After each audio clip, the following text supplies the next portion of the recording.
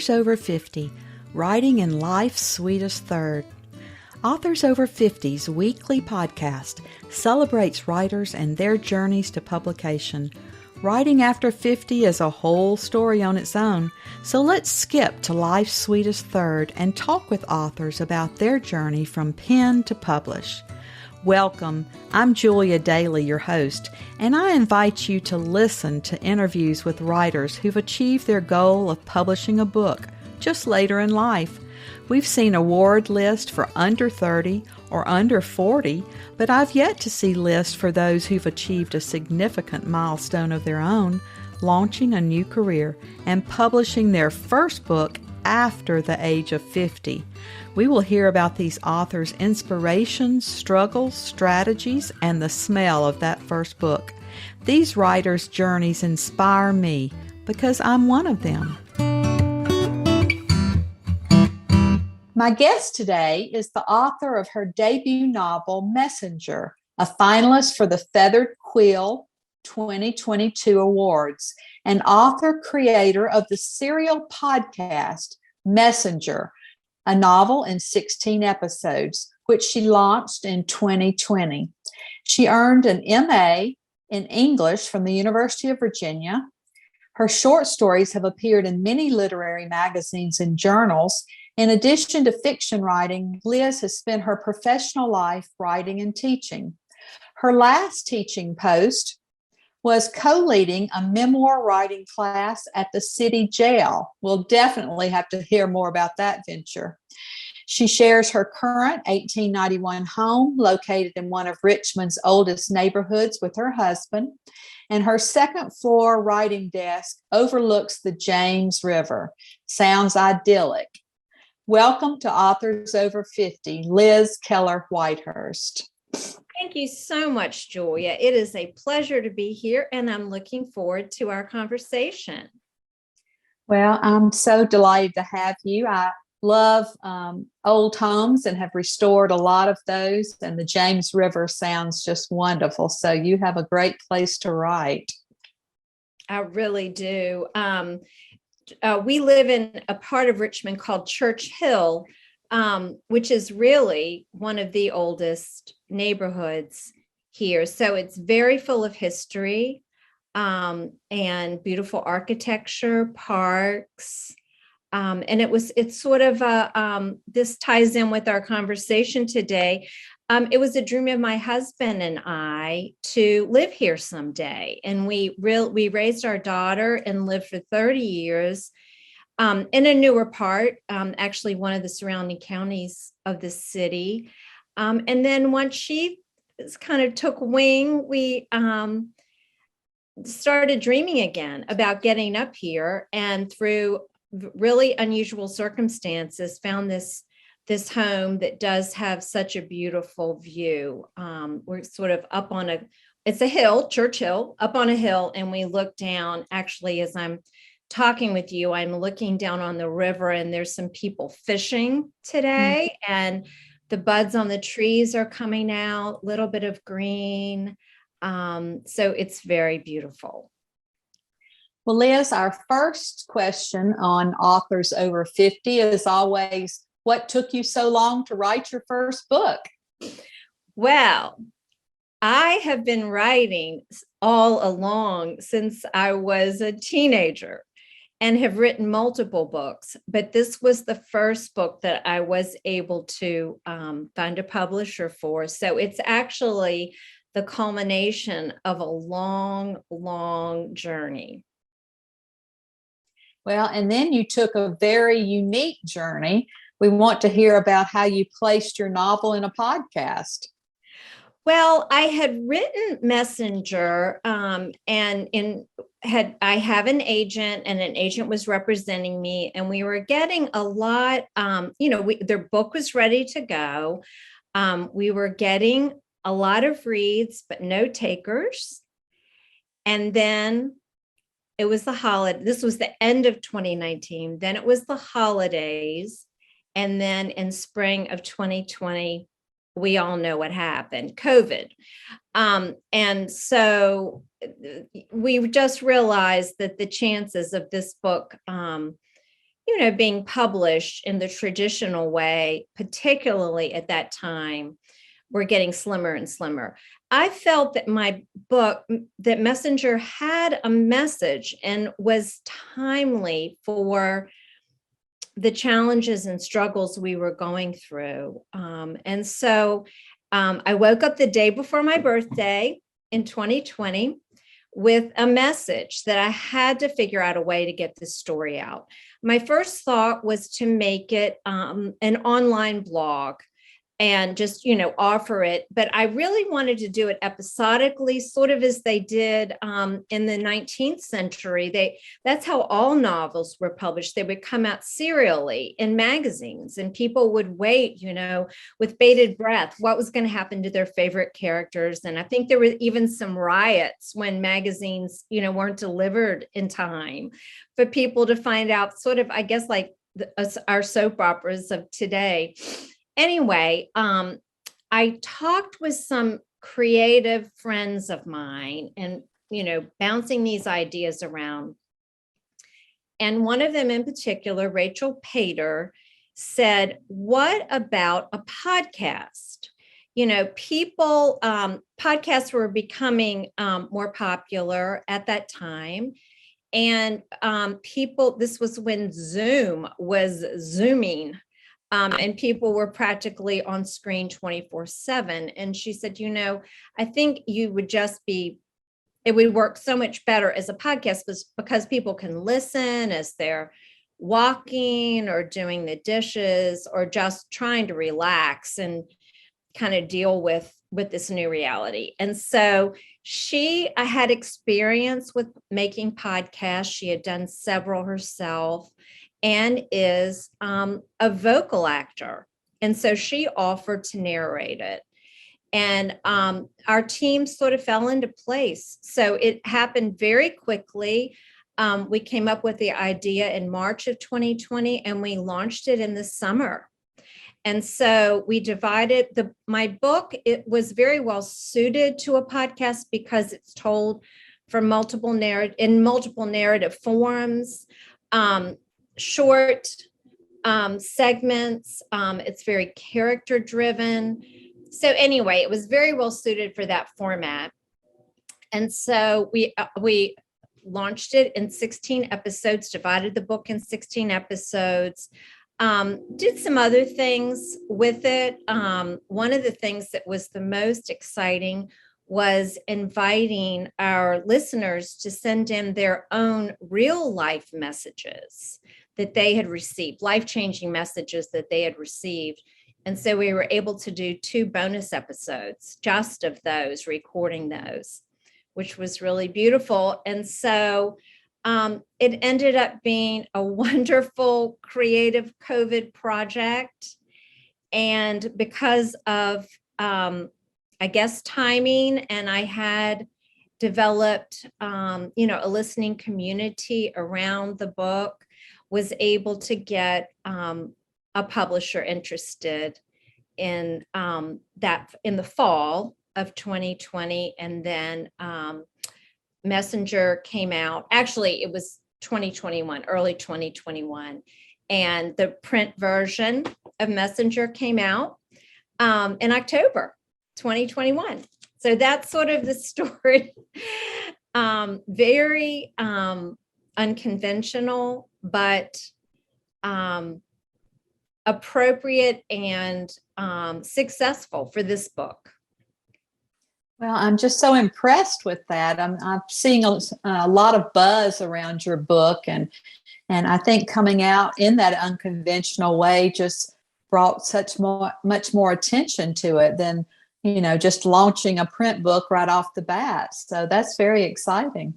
It has been, and I've actually been so grateful, been asked to do a lot of writing, around that, using that process as a way to get published.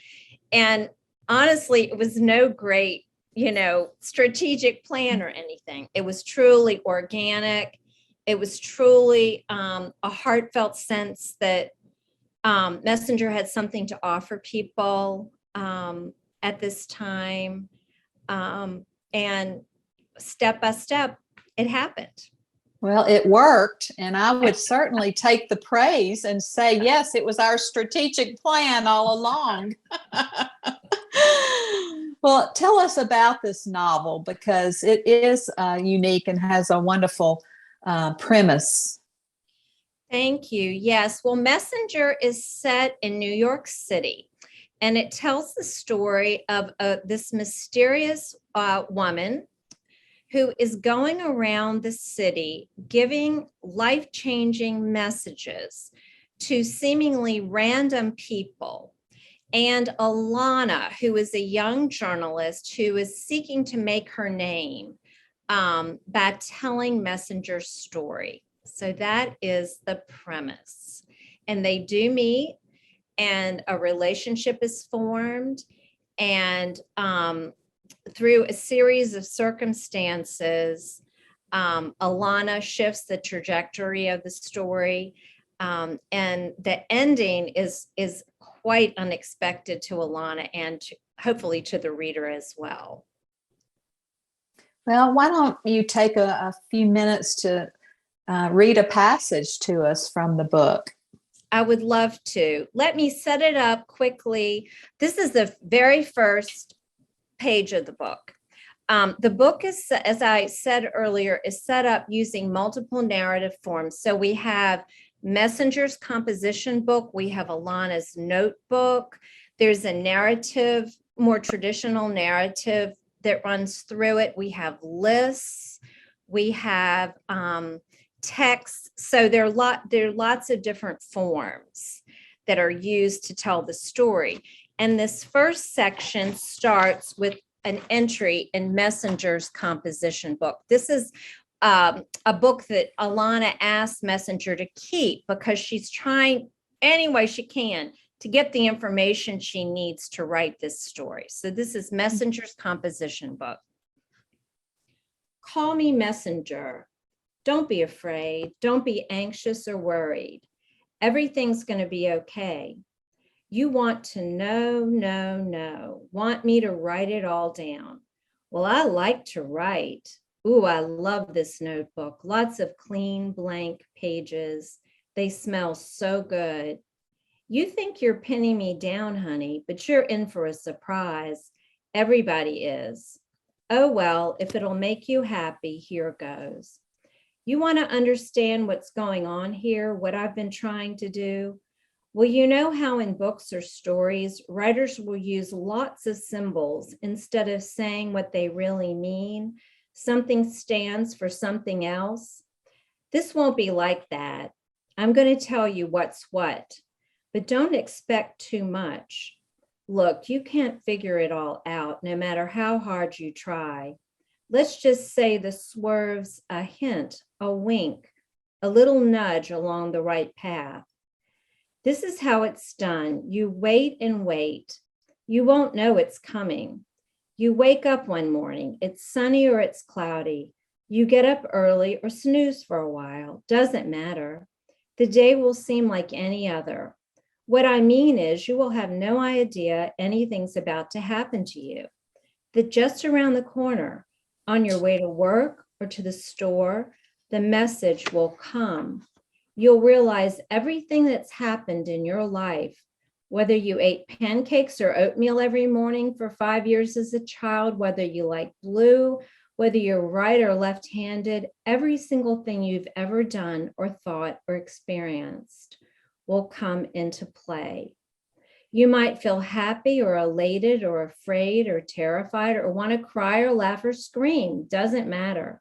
It's like having a baby. Ready or not, here it comes, and it's yours now forever. So if you're smart, tuned in, or whatever you want to call it, you'll watch for it all the time. You know the end of the story, even if you don't know the particulars or the big W, when. Doesn't matter how much you wish for it or want to get it over with, depending on your temperament, doesn't matter. Until the time is right, no amount of fretting or sweating will make it come. So don't begin that game at all. Your message will arrive when it's good and ready. I love that. I love your voice and your words. And I wonder where your inspiration was for this unique book.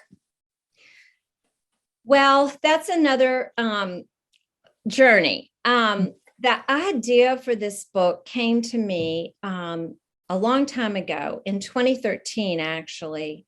I was going through probably the biggest challenge of my life. And I was living temporarily in New York City. My daughter was having health problems. She had a seemingly undiagnosable health condition and was struggling. She was in college up there. And so I went up to be with her, and we were getting medical help through doctors there in the city while she was trying to finish her semester. And so as a mother, I was extremely worried, knowing it was serious and not being able to get any answers, just longing for answers to this problem. And so while she was in class, I would just walk the streets around where we were staying, and just look in people's faces and wonder, are you struggling as I am? Do you wish that you had the answer that you seek so desperately?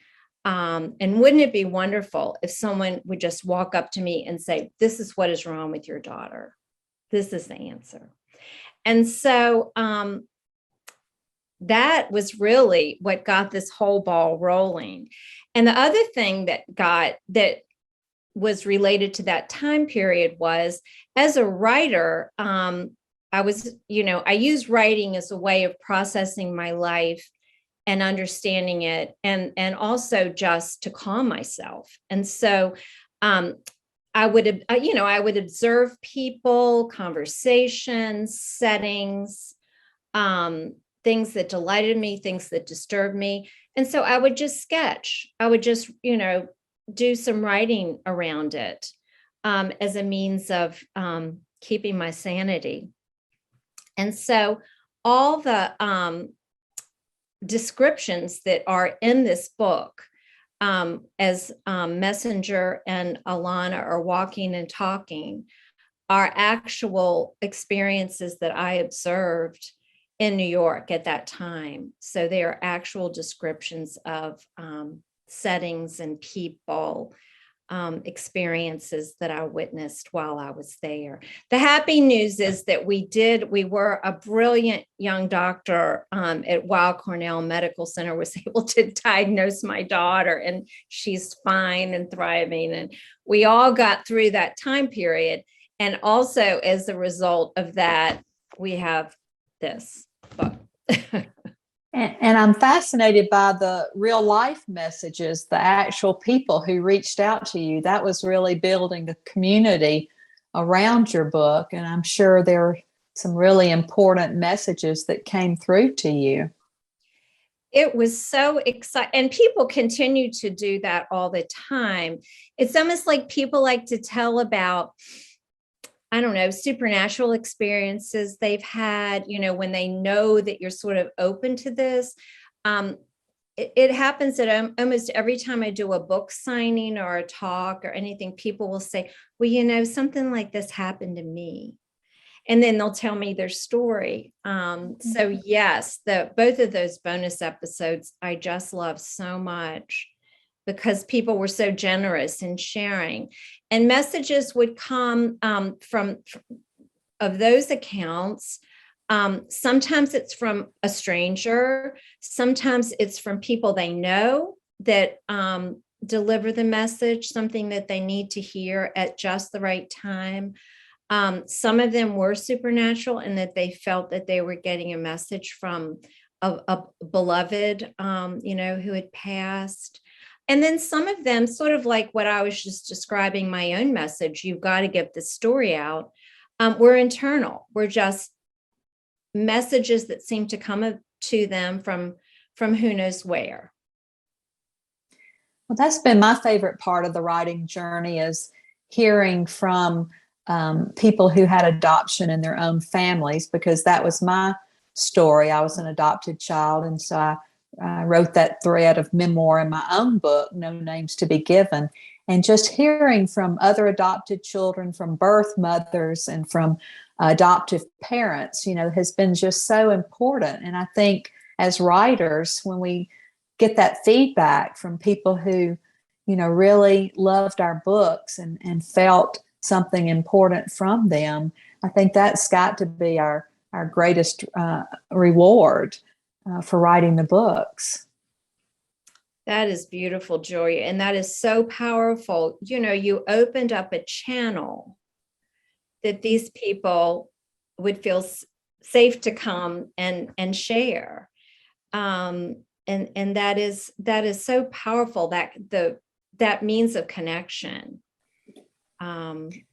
means so Yes. much. And I love talking to all of you writers, because we all love to write and we all love to get our thoughts on paper. But so many of us do not like the marketing end of this. And now writers have to be their own publicist unless you have separate publicists. Have you found anything that works well or didn't work that you would tell our listeners about as far as marketing the book? Well, it was interesting because, I had the podcast first, which I tried, to market and promote. And I did. Sadly, I am not a marketer. I used to actually do marketing work, but have really been out of that field in the last, as everything has changed with social media. I'm not an expert in social media by any means. So I hired someone just to do social media work for me for the podcast, but not a true publicist, and found that it was very hard to get anywhere, to get any traction. And so through the suggestion of my agent, I did hire a publicist through a company called Books Forward. And it has been invaluable. It is not cheap. We all know that. But I mean, unless you are a professional marketer yourself or have extensive experience, it's just so wonderful to say, this is not that you're not involved very directly. I mean, we must be emailing 3 and 4 and 5 times a day about different things. So it's still obviously your responsibility and up to you, but it's just been invaluable because I'm not an expert, and I've had wonderful opportunities that I really suspect I know I wouldn't have had if I had not had that assistance. Liz, do you save time to read yourself? Do you have any time to read? That's my favorite thing in the world. And yes, I love reading, and I've been really interested, and I love to read anything. I love fiction, but I love nonfiction. I love memoir. I'm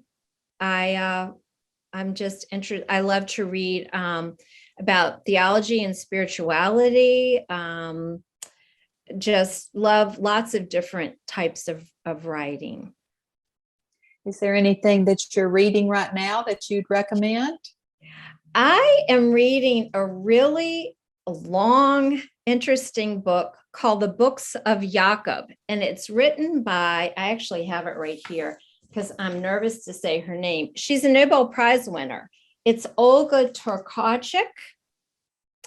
And if you are a writer, to read this book, it's like reading, she's Polish, but it's like reading the Russians. It's like she's just created this incredible, detailed world that I'm just fascinated with the story. It's actually based on some historical figures, and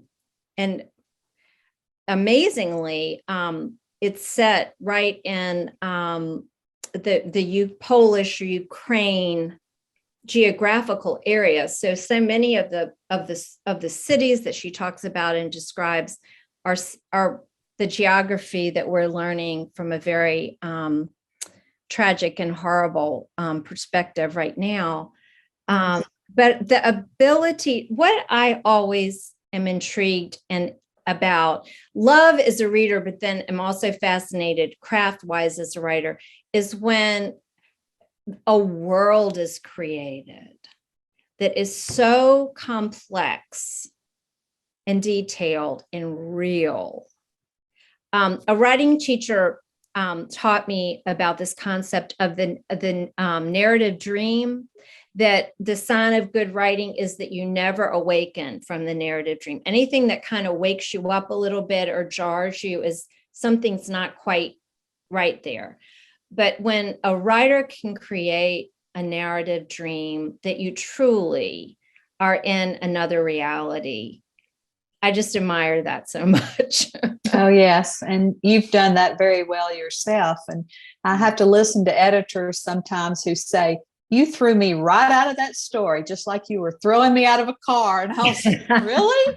That was just a mild description. How could that throw you anywhere? And Julia, don't you hate it when it's one of your favorite parts that you read? Yes. When where they're making us kill. That was really good. Yes, that was my best paragraph in the whole book. No. Yep. Didn't work for them. Well, we writers over 50, especially those of us who have created a debut book after the age of 50, are a real interesting set. And I just wondered if you have any advice for all of us writers over 50. Well, I was just delighted with your whole podcast premise, because I thought it was kind of interesting, that angle.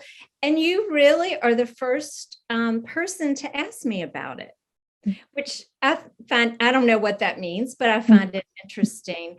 I think actually, and probably most writers have ambitions, even if maybe you haven't done writing, there's something in the back of your mind, some dream that has created this longing, that then you act on, when the time is right, or when the timing comes for you.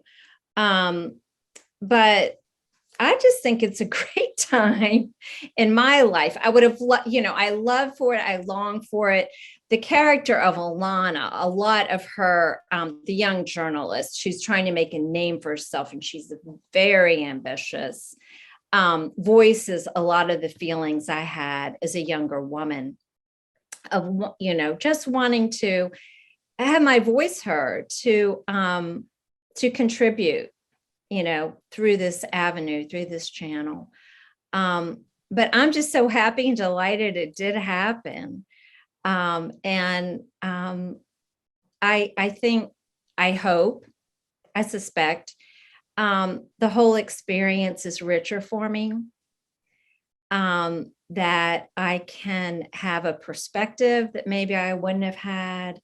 And maybe I definitely have more time to spend in this way, and hopefully develop a career over time. So it's very rich, and it's very beautiful that it's coming now. Yes. And I call it that we're writing in life's sweetest third. Love it. Yes. And one of the words you use in your book is Kleineman, which means that I think those of us in the writer's world after 50 have taken a slight swerve that changes everything. And I think you put that beautifully into your book. And I think it could be the theme for writers over 50. Thank you so much. My husband and I have a saying that someone gave to us, thinking about your life and the span of a life, is that in the first third of your life, you learn, you're learning about life and how it works and that sort of thing. And then the second third of your life, you earn, you're busy supporting your family or pursuing what you have to do to, put food on the table and keep a roof over your head. But then the third half of your life is return. It's your opportunity to return to to the world, what you've gained, what you've collected, the gifts you've been given, to just find a way to return everything, for the greater good, and for forwarding, for paying it forward. I love that expression too. So I just think writing is a wonderful avenue for doing all those things. Liz, you have such a sweet spirit, and I thank you for sharing with writers today and being on the podcast of Authors Over 50. And we just hope that you'll come back to see us again sometime. Thank you, Joy, for this opportunity. I would be delighted to. Thank you so much, and the very best to you and all of your listeners. And let's all just keep writing, okay? Thank you so much. Thank you. Thank you for joining us today. Please look for Authors Over 50 every Thursday, when we will have conversations with accomplished debut novelists over the age of 50. Please subscribe and share with a friend. And check out my own publication journey after 50 at www.juliadaily, that's DAILY, like dailynewspaper.com. Until next time, keep reading and writing. And remember, it's never too late to fulfill a dream in life's sweetest third.